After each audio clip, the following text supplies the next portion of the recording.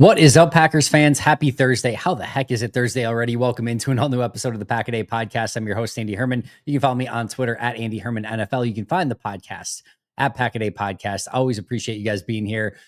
Today, we're going to be talking about free agent cornerbacks. Which ones could potentially make sense for Green Bay? We've done a lot of these deep dives already. If you haven't checked out the deep dives yet, we've got what do we got? Travarius Ward, Asante Samuel, Byron Murphy, DJ Reed, Rasul Douglas. Also, Justice and I broke down Paulson Adebo as well in a recent episode. So we've done a lot of the deep dives on some of these core corners already, but I wanted to take a deeper dive into the position as a whole, not only going over the top free agents, but what other free agents could potentially be out there, as well as taking a look at some potential cut candidates and trade candidates. So we will go through all of that today and see if we can find some corners that might just be a fit for Green Bay. And we know that this is a need. We'll get to that in just a moment. Before we get there, the one big piece of news and notes that happened on Wednesday was not specifically Packer related, but was certainly NFL related. And that is that the salary cap is going to be between an incredible $277.5 and $281.5 million. That is a massive number. Last year, it was $255.4 million. So you're looking at least, at minimum, a $22 million a year increase, or $22 million increase for this year, which is incredible. And it could be even more than that, right? 26 mil is what we're potentially looking at here. Teams had been budgeting for between 265 and 275 million. So even if they were on the high end, 275, it's still a few million above that, if not potentially 6.5 mil above that. That is a significant increase to the salary cap. And it is going to cause, I think, some chaos and some very, very, very bad decisions. We've been talking about this for a hot second now.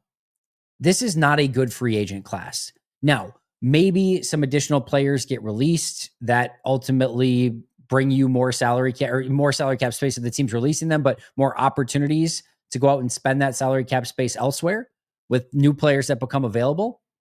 Even with that being the case, I don't think we're going to all of a sudden see a slew of releases of like the most talented players in the league that are just out there and available. This is a poor free agent class, no matter what way that you want to look at it.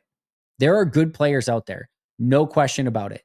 But when you start getting into the upper echelon, let me just put it this way. I like T. Higgins, okay? He's a very good football player. If T. Higgins is the 1A shining star of your free agent class, that kind of tells you everything that you need to know. Trey Smith kind of being the number 2 guy, that also I like Trey Smith, very good football player. But if that's the headliners of your free agent class, it quite frankly just is not that great of a free agent class. And then add on top of it that T. Higgins is franchise tagged. So it's basically Trey Smith as the headliner. A guard. Again, nothing against guards. I love guards. But, a really, really, really good guard, maybe a great guard, might end up being the headliner of this free agency class. Like, that is absurd. There are just not that many premier players, or you could maybe even argue no premier players that are available out there in free agency. And now you have teams with massive salary cap space. The New England Patriots have $120 million at least that they're going to need to go out and spend in free agency. That is an absurd number. The Commanders, you might just be thinking, well, the Patriots are bad. Even if they spend $121 million, they're still going to be bad. Maybe. The Commanders, who I might remind you were pretty freaking good, made it to the NFC Championship game, will have $82.2 million or at least have $82.2 million in salary cap space. The Packers, meanwhile, as of right now, projected, Ken Ingles posted this out there, for his numbers, 400, that'd be nice, $45.5 million in salary cap space. Now, that's just the actual space itself. Everyone should know by now that that's not what you can specifically go out and spend. Actually, Green Bay could spend more than that, because that's not even including any restructures if they wanted to go in that direction and borrow money from the future. They shouldn't need to. They shouldn't do that. But if they needed to or wanted to, they could. But they could actually spend more than that. But we know that you need to have a slush fund in season. There's going to be draft picks that you need to pay, their own free agent signings like Brandon McManus and things like that. So that's not all encompassing. But 40, and that same thing for the other teams as well, but $45.5 million. To put that in perspective, Green Bay can pretty much do almost anything they want in free agency. Like, they can't sign everyone, all right, but they can go out, they could sign like 3-4 like top players. Like, they could legitimately get that done if they wanted to. Just to give you another example here, $45.5 million is their open salary cap space at the moment. Josh Jacobs plus Xavier McKinney last year in year one of their deals, $13.1 million combined. $13.1 million combined in year one of their contracts. And I saw somebody over on social media ask me the question of, well, why don't you just front load the contracts? And then if you have this extra money this year, front load a bunch of these contracts, and then you're going to get them for super cheap down the line.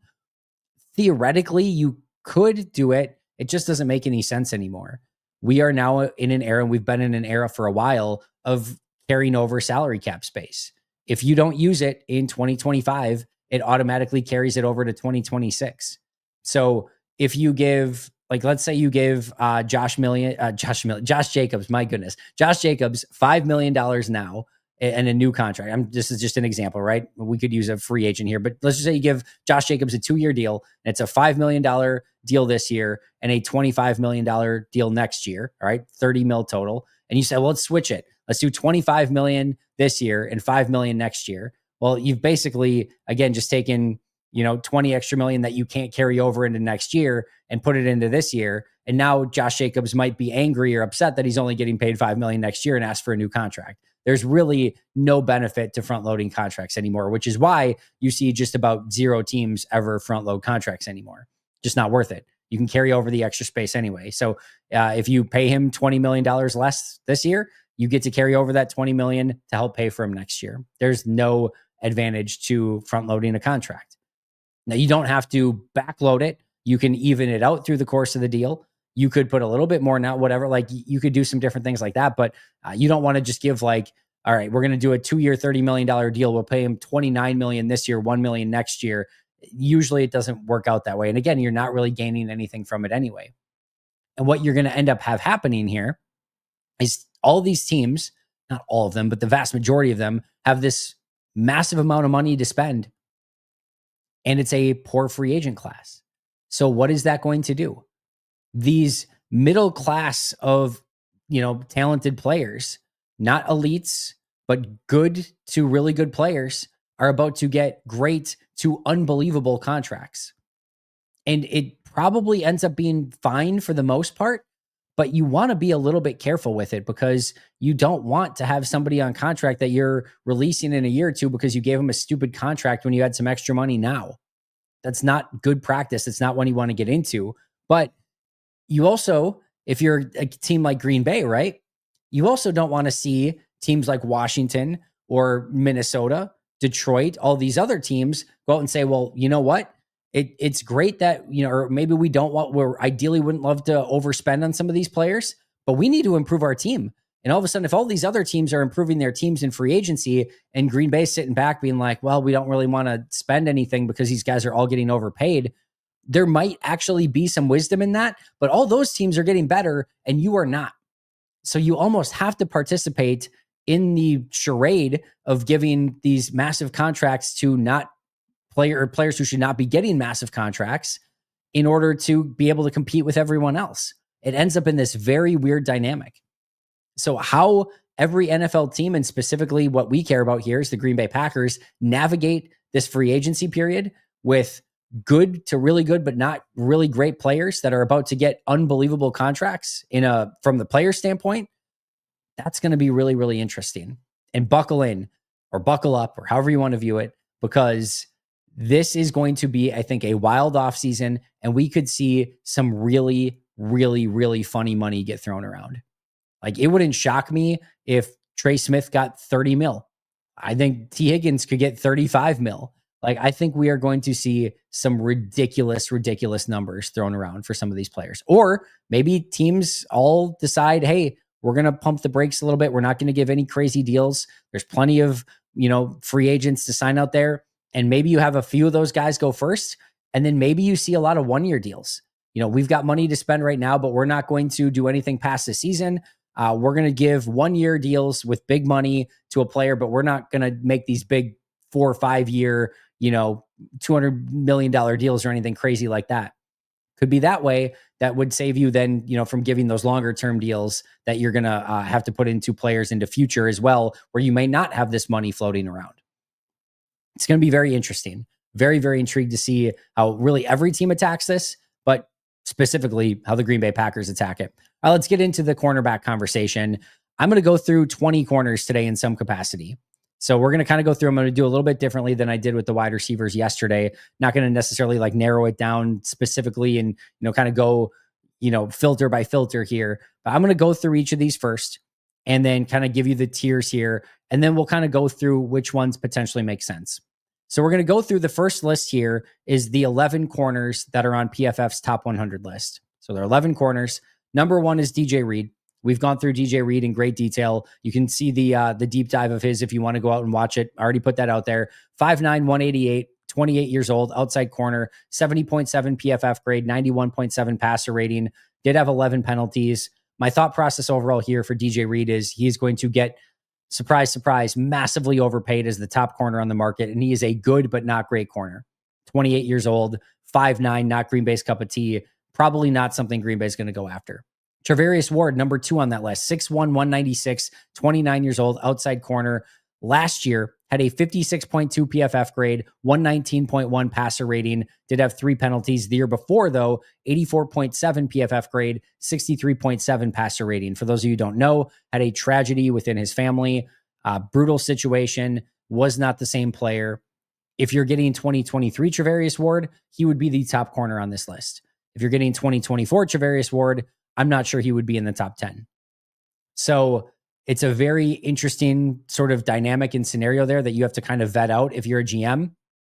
There's a reason he's high on this list. He's very talented, fits Green Bay very, very well. I would not rule Charvarius Ward out of Green Bay. We know Charvarius Ward wants a change of scenery because of what happened last year.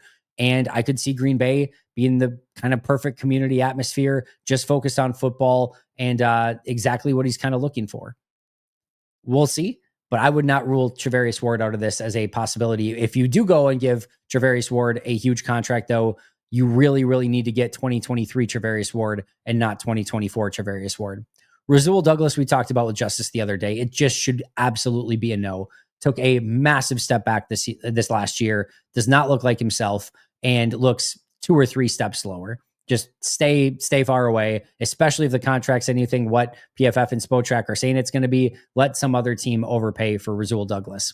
Carlton Davis, I haven't discussed a ton yet. Had the opportunity to go back and watch some of his tape. I really like what Carlton Davis put on tape this past year. 6'1", 206, 28 years old, outside corner, 74.5 PFF grade, only an 87.9 passer rating, had 8 penalties, but that's not a huge deal, especially with some of the islands that Detroit and Aaron Glenn put him on. Still a really, really good player.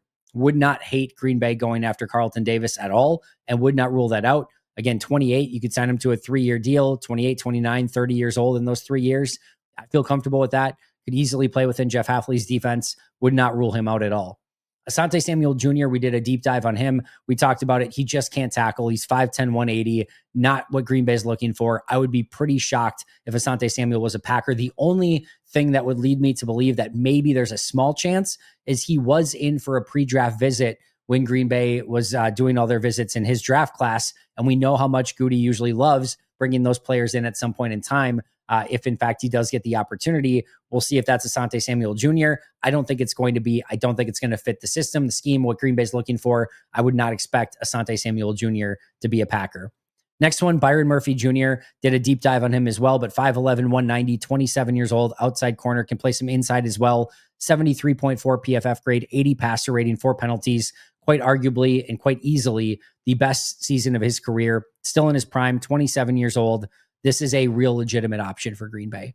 I still think he's going to get overpaid, probably significantly so. I'm going to just stop saying that now. I probably am not. I'm going to continue to say it. But everyone's going to get overpaid. So pick your battles. Pick which guys you want to overpay. I could see Byron Murphy fitting very well. He has the versatility that Green Bay looks for, the size, the speed, the strength, everything. Could easily see this. And again, great fit within Jeff Hafley's defense. So don't rule out Byron Murphy at all. Mike Hilton, slot corner only, not going to be what Green Bay's interested in. Stephon Gilmore, 35 years old, not going to be what Green Bay's interested in.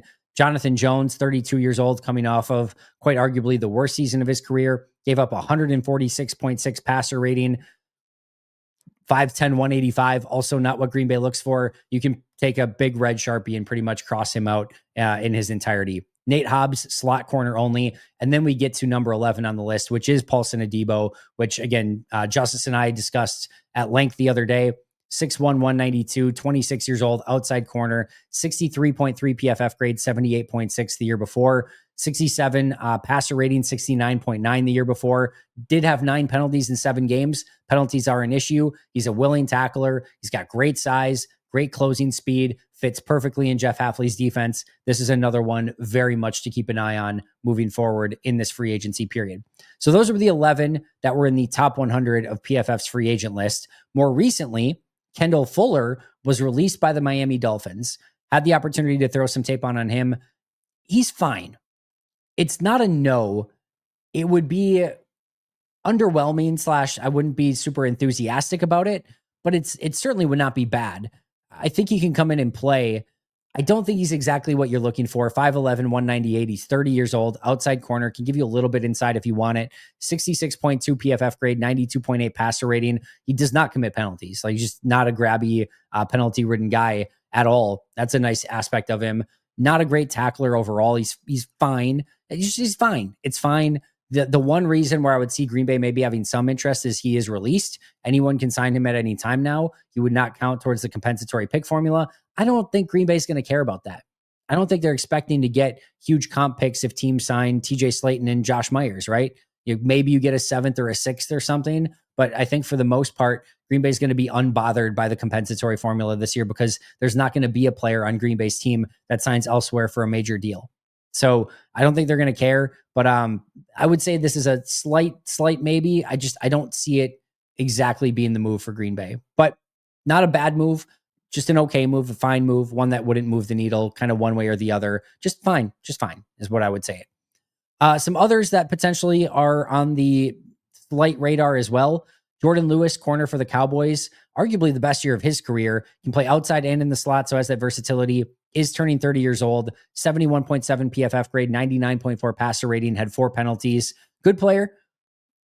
I would say probably not, but the versatility is a little bit intriguing there. Dante Jackson for the Steelers, 5'10", 180, 30 years old, just going to be a non-starter.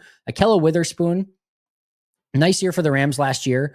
Kind of consistently just keeps getting opportunities for teams. I mean, he's 6'2", 195, has the length that Green Bay looks for. He's very, very athletic. Outside corner, 65.6 PFF grade, 99.4 passer rating. He would be a decent sort of 1-year stopgap on like a $5 million deal.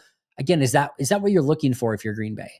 You kind of have guys that can do that already, right? So I just don't see that being what Green Bay should do in this situation. I would rather just draft corners if that were the case. And that kind of goes for the rest of these as well. Mike Hughes, corner for the Falcons, solid year, 71.9 PFF grade, 5'10", 189, 28 years old. He'd be fine. Brandon Stevens for the Ravens has the great 6'1", 215 height and weight, 27 years old, outside corner, but a 54.0 PFF grade, 110.8 passer rating, 7 penalties. Did not have a great season last year. Christian Fulton is interesting.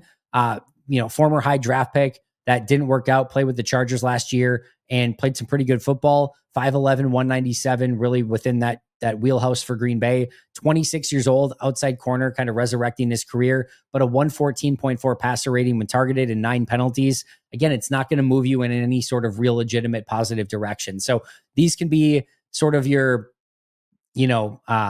Corey Ballantyne type signings, some of these guys, like a 1-year, $2 to $3 million deal, bring them in, have them compete a little bit. That's fine. But I don't see anything really changing if Green Bay would sign any of those specific free agents. But on the list, nonetheless, there are 2 cut candidates, Darius Slay for the Eagles and Jamel Dean of the Tampa Bay Buccaneers. Darius Slay, 6', 190, but 34 years old. Still good. Outside corner, 73.3 PFF grade, 82.2 passer rating, only 6 penalties. Good corner, but that age, 34 years old. It's going to be a little bit of a tough pill to swallow. Jamel Dean, Tampa Bay Bucks. Good player. Mr. Consistency, 6'1", 206. Exactly the range that Green Bay looks for. 29 years old, outside corner, 75.7 PFF grade, 82.6 passer rating, and 4 penalties. My guess is that Tampa Bay finds a way to keep him around.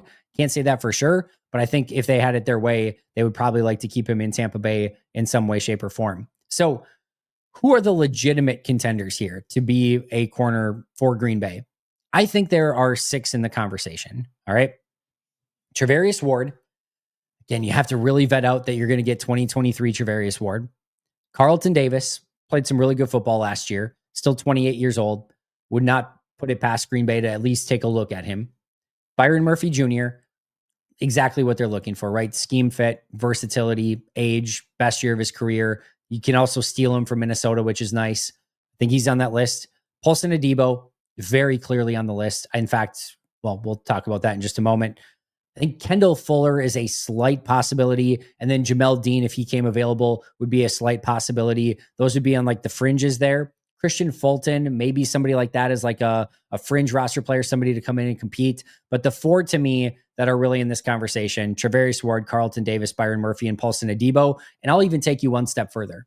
I will narrow you down to 2 corners, Paulson Adebo and Byron Murphy Jr. Those to me are the ones that make by far and away the most sense. You're talking about, physical outside corners that can tackle, are willing, that have the size, speed, strength. I think Byron Murphy not only could play outside and inside. I think if you needed to, him to at some point, I think he could play some safety in a pinch too. He's going to give you great versatility. I think you're overpaying for him. Like I said, I'm going to keep saying it, but you're going to have to overpay for somebody. And I would not hate if it was Byron Murphy Jr. And again, stealing him from Minnesota, not the worst case scenario either. To me, Paulson Adebo makes all the sense in the world. That to me is the one that you are getting that young player who fits within the timeline, who probably, wouldn't be available had it not been for some injuries and for the Saints just not having any salary cap space. He looks the part. I think there is so much more upside there. I think he fits Green Bay's defense much better. And that's what you're looking for. A young player that hasn't had the huge opportunity to prove himself yet, that is a super freak athlete. And if he gets to Green Bay in a new defense that fits him perfectly, then you could see him take off at an entirely different level. That's the one to me to really, really circle for Green Bay. I think it's either Paulson Adebo or Byron Murphy Jr. I think Justice had the same, right? In his plan. I think those were the 2 he kind of narrowed in on as well. I mean, again, we talked about it with Justice yesterday with wide receivers. There's a reason why like DK Metcalf you keep calling for, or Devontae Adams is the one that you maybe consider, because it's what Green Bay needs. There just, again, isn't a super deep group of players that fit exactly what Green Bay is looking for at wide receiver. It's maybe DK if you can get a trade, maybe a Devontae Adams, and maybe a Darius Slayton, something like that, MVS, but there's very slim pickings at corner too. You can narrow it maybe to 4, Travarius Ward, Carlton Davis, Byron Murphy Jr., and Paulson Adebo.